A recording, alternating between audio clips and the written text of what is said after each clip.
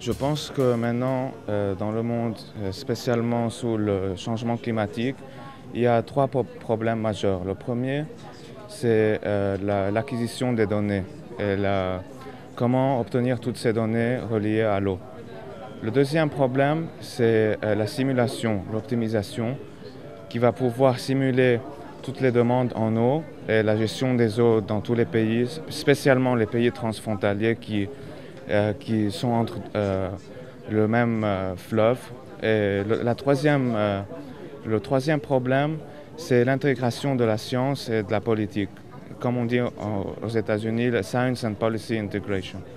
Et c'est sur ces trois problèmes qu'on est en train d'analyser à l'Université du Texas aux États-Unis. Les solutions pour ces problèmes, ça va prendre beaucoup de temps.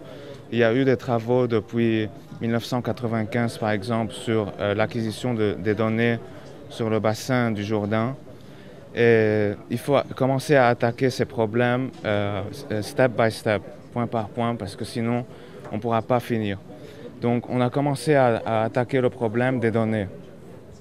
Donc, on a envisagé un système d'information géographique, SIG ou GIS, qui est vraiment très très important pour les décideurs et le decision-making process, parce qu'il va permettre de donner une transparence aux données pour qu'ils puissent être mieux analysés et visualiser ces ressources en eau sur une carte tout simplement, et visualiser tous ces problèmes d'eau très simplement sur une carte.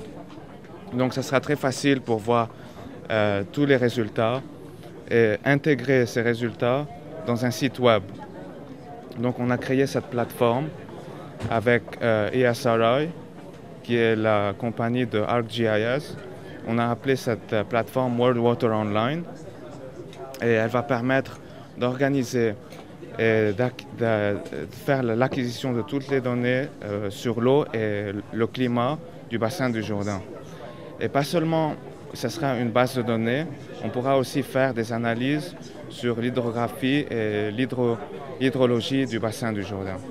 Jusqu'à maintenant, jusqu'à présent, on a le support du Liban, de la Jordanie et de la Palestine. Ça fait 3 des 5 pays transfrontaliers du bassin du Jourdain. Donc je pense que dans le futur, ça sera un très bon élément pour la paix dans ce bassin.